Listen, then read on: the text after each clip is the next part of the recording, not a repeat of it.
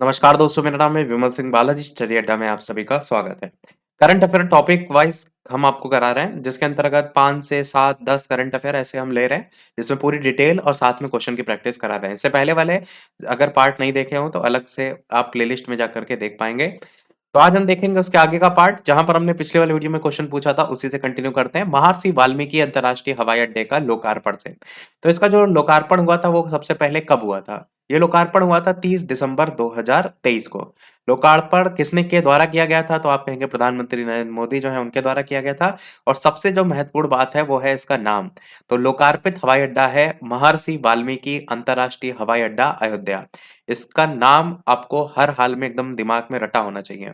अन्य महत्वपूर्ण कुछ तथ्य हैं, जैसे यहाँ अत्याधुनिक हवाई अड्डा लोगों को अयोध्या धाम और दिव्य भव्य राम मंदिर से जोड़ेगा। और पहले चरण में हवाई अड्डा की सालाना क्षमता जो है वो 10 लाख यात्रियों को लेकर के है। दूसरे चरण के बाद इसकी जो सालाना क्षमता होगी वो 60 लाख यात्रियों की हो जाएगी। हवाई अड्डे का जो टर्मिनल भवन है उसका जो क्षेत्रफल है वो 6500 वर्ग मीटर है।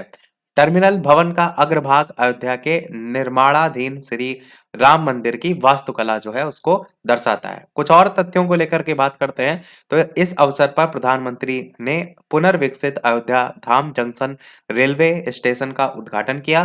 साथ ही दो नई ट्रेन आपकी, एक है अमृत भारत ट्रेनों दरभंगा से अयोध्या आनंद विहार टर्मिनल अमृत भारत एक्सप्रेस, और उसके अलावा Malda town sir M Visvesvaraya terminus Bengaluru Amrit Bharat express, और 6 नई वंदे भारत ट्रेन जो हैं श्री माता वैष्णो देवी कटरा नई Delhi Vande Bharat express, Amritsar Delhi Vande Bharat express, Coimbatore Bangalore cantt Vande Bharat express, Mangalore Madgaon Vande Bharat express, Jalna Mumbai Vande Bharat express, और अयोध्या आनंद विहार टर्मिनल वंदे भारत एक्सप्रेस, इनको भी हरी झंडी जो है वो दी है। तो यहाँ पर स्टार्टिंग में जो बात की गई वो अमृत भारत ट्रेन है, और बाद में जो बात की गई वो 6 नई वंदे भारत ट्रेन है। यहाँ पर अगर आप थोड़ा सा ध्यान देंगे ना, तो यहाँ पर इनके नाम पर है, तो इसलिए आपको ये जरूर पता होना चाहिए। Malda town sir M Visvesvaraya terminus, इनके नाम पर है एम विश्वेश्वरैया, इसलिए पूछा जा सकता है। अब बात करते हैं इस पर बेस्ड क्वेश्चन की, क्योंकि पिछले वाले वीडियो में हमने आपसे पूछा भी था। तो लगभग सभी का आंसर जिन्होंने दिया था सही था। दिसंबर 2023 में प्रधानमंत्री नरेंद्र मोदी ने नवनिर्मित अयोध्या हवाई अड्डे का उद्घाटन किया। इस हवाई अड्डे का क्या नाम रखा गया है? इसलिए भी ये इंपॉर्टेंट हो जाता है, श्री राम मंदिर इतना इस समय वहां पर क्राउड जो है, भीड़ जो है वो जा रही है, और इतना भव्य उद्घाटन हुआ, और इसलिए चर्चा में भी बहुत ज्यादा रहा। तो इसलिए मैंने आपको कहा कि नाम अवश्य ध्यान रखिएगा। तो श्री राम अंतर्राष्ट्रीय हवाई अड्डा नाम इसलिए कहा ना, क्योंकि एक ही जैसे देखिए, जैसे ऑप्शन बनाए गए देखिए कितने अच्छे बनाए गए हैं। राजा दशरथ अंतर्राष्ट्रीय हवाई अड्डा, अयोध्या धाम अंतर्राष्ट्रीय हवाई अड्डा, महर्षि वाल्मीकि अंतर्राष्ट्रीय हवाई अड्डा। तो ऐसे ही मिलते जुलते नाम आपको बना करके कंफ्यूज जो है वो किया जा सकता है।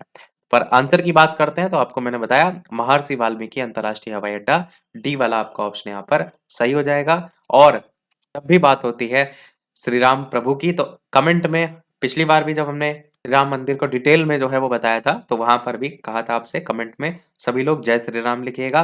और यहाँ पर भी क्वेश्चन आया तो कमेंट में सभी लोग जय श्री राम अवश्य लिखिएगा। चलिए बढ़ते हैं अगले प्रश्न की तरफ। तो अगला पॉइंट है आपका national cooperative dairy federation of India limited, इसके मुख्यालय का शिलान्यास। तो इसका मुख्यालय जो है शिलान्यास कब हुआ? 30 दिसंबर 2023। कहाँ हुआ? तो गांधीनगर गुजरात में। किसके द्वारा किया गया? तो केंद्रीय गृह और सहकारिता मंत्री अमित शाह के द्वारा किया गया। और कुछ और पॉइंट की बात करते हैं, तो इस अवसर पर अमित शाह ने NCDFI मार्केट अवार्ड 2023 समारोह को भी संबोधित किया था।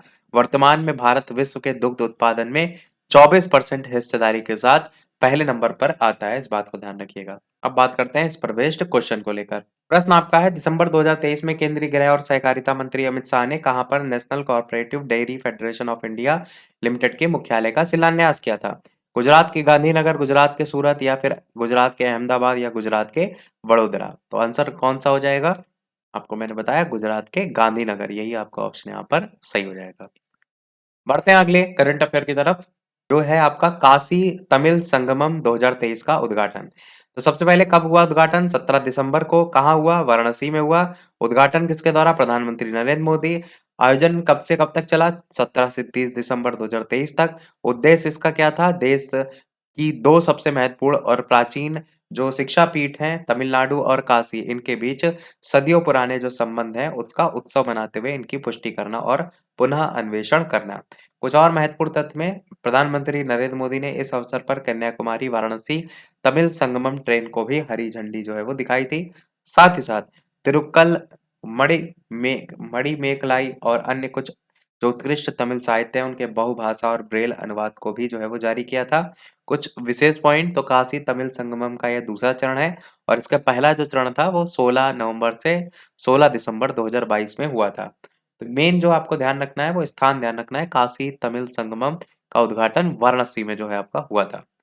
बढ़ते हैं इस पर प्रश्न पर। तो प्रश्न है इस पर बेस्ड कि दिसंबर 2023 में काशी तमिल संगमम 2023 का उद्घाटन किसने किया? नरेंद्र मोदी, योगी आदित्यनाथ, आनंदीबेन पटेल या अमित शाह? तो मैंने बताया प्रधानमंत्री नरेंद्र मोदी जो है इनके द्वारा किया गया। तो ये आपका सही हो जाएगा। और कहाँ किया गया? तो वाराणसी में।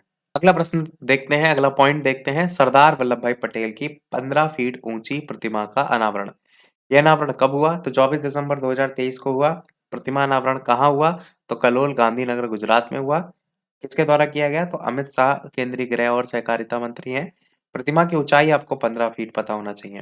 तो ये आपका हो गया सरदार वल्लभ भाई पटेल की 15 फीट ऊंची प्रतिमा का अनावरण। अब बात करते हैं इस पर बेस्ड क्वेश्चन की। दिसंबर 2023 में केंद्रीय गृह और सहकारिता मंत्री अमित शाह ने कहां पर सरदार वल्लभ भाई पटेल की 15 फीट ऊंची प्रतिमा का अनावरण किया? नागपुर, पुणे, सूरत या गांधीनगर? तो मैंने स्थान भी बताया कलोल करके था और यहाँ पर आपका गांधीनगर जो है वो सही हो जाएगा। तो कितने फीट ऊंची थी? 15 फीट ऊंची जो है ये प्रतिमा थी। बढ़िया क्वेश्चन है, महत्वपूर्ण क्वेश्चन है, ऐसे क्वेश्चन पूछे जाते हैं। अगले प्रश्न पर, अगले करंट अफेयर पर बढ़ते हैं। इसके अलावा वीडियो लाइक सभी लोग अवश्य करते रहिएगा। कोशिश हम कर रहे हैं हर चीज आपको बेहतर से बेहतर करा सकें जो आपको पेपर में आपके हेल्प करे। और वीडियो लाइक के साथ साथ शेयर भी कर सकते हैं तो शेयर भी करते रहिएगा। और चैनल पर नए हो तो सब्सक्राइब करके नोटिफिकेशन बेल अवश्य ऑन कर लीजिएगा, कई लोगों को नोटिफिकेशन नहीं मिलता है इसलिए। तो अगला करंट अफेयर है, विकसित भारत @2047 वॉइस ऑफ यूथ पहल का शुभारंभ। तो ये शुभारंभ कब हुआ था? तो ये शुभारंभ हुआ था आपका 11 दिसंबर 2023 को। बात करते हैं शुभांकर करता, तो नरेंद्र मोदी वर्चुअल माध्यम से इन्होंने किया था।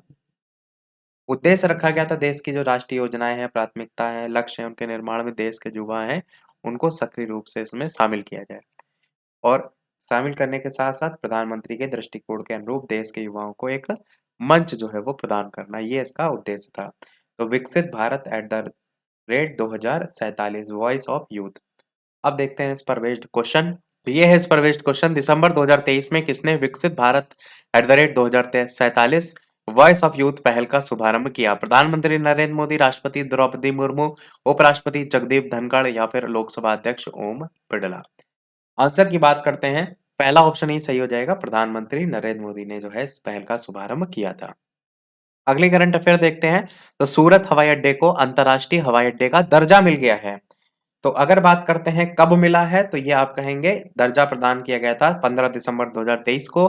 किसके द्वारा प्रदान किया गया है? तो केंद्रीय मंत्रिमंडल के द्वारा प्रदान किया गया है।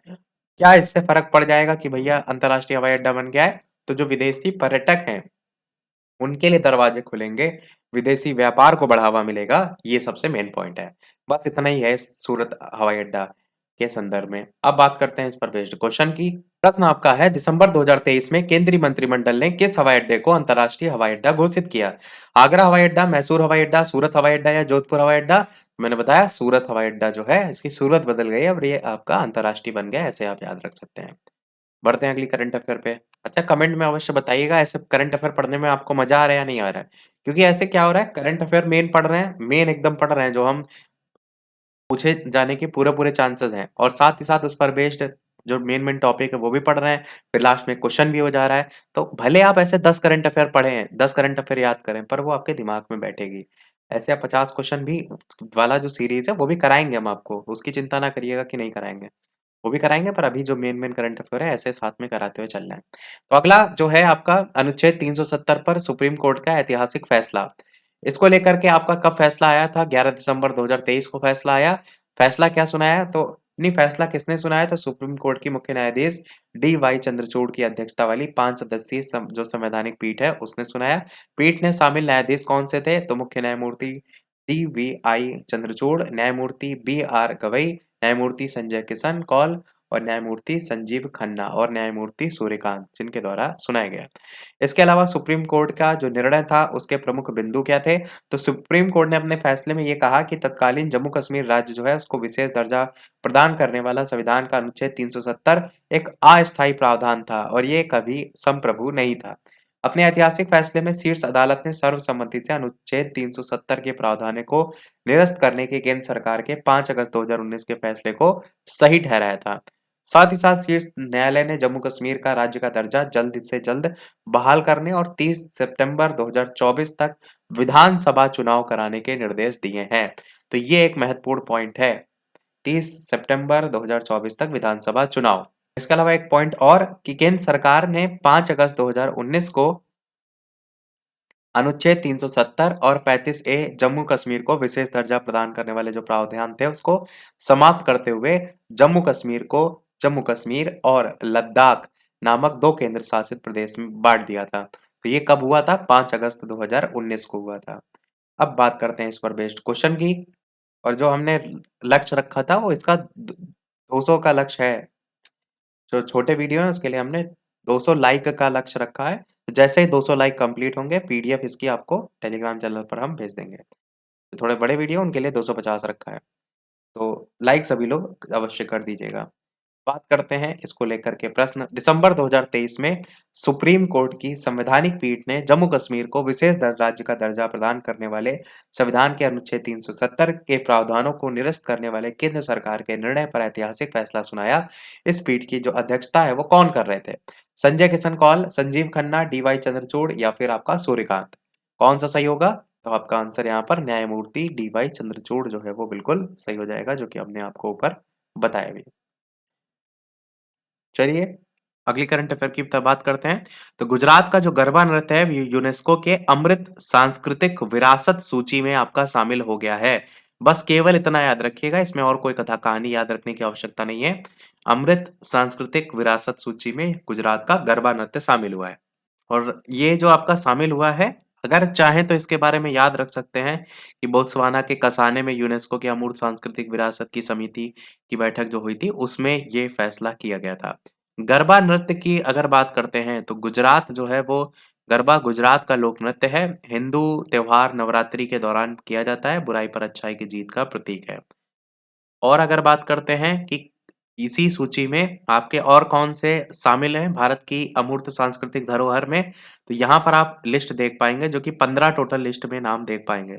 इसमें आप देखेंगे तो 15 नंबर में दो जो गुजरात का गरबा है वो 2023 में शामिल हुआ है।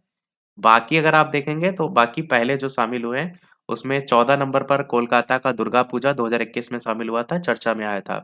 कुंभ मेला 2017 में शामिल हुआ था। योग 2016 में, नवरोज उत्सव आपका 2016 में शामिल हुआ था। बाकी आप देखेंगे तो कालबेलिया राजस्थान का लोक गीत और नृत्य है, 2010 में शामिल हुआ था।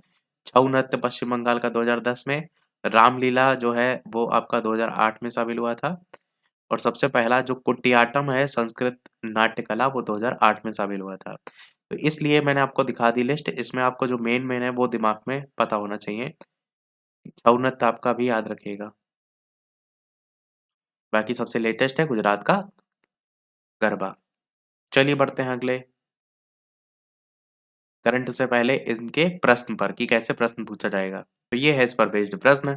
दिसंबर 2023 में यूनेस्को ने भारत के किस लोक नृत्य को अपने अमूर्त सांस्कृतिक विरासत सूची है उसमें शामिल किया है? लावड़ी, गरबा, करगा, रऊफ, इस तरीके से ऑप्शन है। तो गरबा यहाँ पर आपका ऑप्शन बिल्कुल जो है वो सही हो जाएगा। चलिए बढ़ते हैं। अब हम आज की लास्ट जो है वो करंट अफेयर, इसके बाद एक क्वेश्चन हम आपसे भी पूछेंगे। तो नीति आयोग की इंस्पिरेशनल ब्लॉग प्रोग्राम की पहली डेल्टा रैंकिंग जारी हुई है। नीति आयोग ने इसको जारी किया है और जारी जो तिथि है वो 27 दिसंबर 2023 की है। ये नीति आयोग द्वारा जारी देश में सबसे अच्छे प्रदर्शन करने वाले जो आकांक्षी ब्लॉक हैं, जिले हैं, उनकी उपलब्धियों पर ये बेस्ड पहली डेल्टा रैंकिंग के रूप में जानी जाती है। क्वेश्चन देखते हैं इस पर बेस्ड। तो प्रश्न आपका है तो ये दिसंबर 2023 में नीति आयोग द्वारा जारी स्पेशल ब्लॉक प्रोग्राम की पहली डेल्टा रैंकिंग में किस ब्लॉक को पहला नंबर मिला? तो ब्लॉक का नाम है तिरियानी कुमरुम भीम ब्लॉक। ये आपका यहाँ पर आंसर हो जाएगा और इसी के बारे में कुछ और पॉइंट भी हैं वो भी आपको दिखा देते हैं, जिसमें शामिल ब्लॉक 7 राज्य और केंद्र शासित प्रदेशों के 300 29 जिलों के 500 आकांक्षी ब्लॉक को शामिल किया गया था और इसके अंतर्गत शीर्ष 2 स्थान पाने वाले ब्लॉक में आपके 2 नाम यहाँ देखेंगे। तो पहला तो तेलंगाना का आसिफाबाद जिले का तिरयानी कुमरुम भीम ब्लॉक है, यही प्रश्न आपसे पूछा गया और उत्तर प्रदेश के कौशाम्बी जिले का कौशाम्बी ब्लॉक भी इसमें है आपका, यूपी का भी है। तो ये उत्तर प्रदेश के लिए भी अचीवमेंट है और बिहार से क्वेश्चन बन सकता है। चलिए, सारे हमारी आज की करंट अफेयर समाप्त हुई। अब वीडियो को समाप्त करने से पहले एक जो करंट अफेयर है वो हम आपसे भी पूछेंगे, इसका आंसर वीडियो के मेन कमेंट में आपको बताना है। इसके अलावा वीडियो पर नए हो तो चैनल सब्सक्राइब के साथ-साथ नोटिफ़िकेशन बेल अवश्य ऑन कर लीजिएगा और वीडियो लाइक, शेयर, सब्सक्राइब अवश्य कीजिएगा। कोई प्रश्न हो तो कमेंट में पूछ लीजिएगा और टेलीग्राम चैनल से नहीं जुड़े हो तो बालाजी ट्रेडर्स सर्च करके अवश्य जुड़ जाइएगा, क्योंकि कोई भी पीडीएफ है तो आपको टेलीग्राम पर ही मिलेगी। ये प्रश्न आपके लिए है कि दिसंबर 2023 में डॉक्टर भीमराव अम्बेडकर की मोम की जो मूर्ति है, उसकी स्थापना कहाँ पर की गई? मुंबई, वाराणसी, अहमदाबाद या जयपुर? तो अपना आंसर वीडियो के मेन कमेंट में बताइएगा। बढ़िया क्वेश्चन हमने आपसे पूछा है ताकि आप को अगर नहीं पता है तो सर्च करके आंसर देख करके बताइएगा। पर बताने से क्या होगा, आपको फिर क्वेश्चन हमेशा के लिए याद हो जाएगा। तो आज के वीडियो में इतना ही रखते हैं, फिर मिलते हैं अगले वीडियो में कुछ नए प्रश्नों के साथ, नए टॉपिक के साथ। तब तक के लिए सभी को नमस्कार, जय हिंद।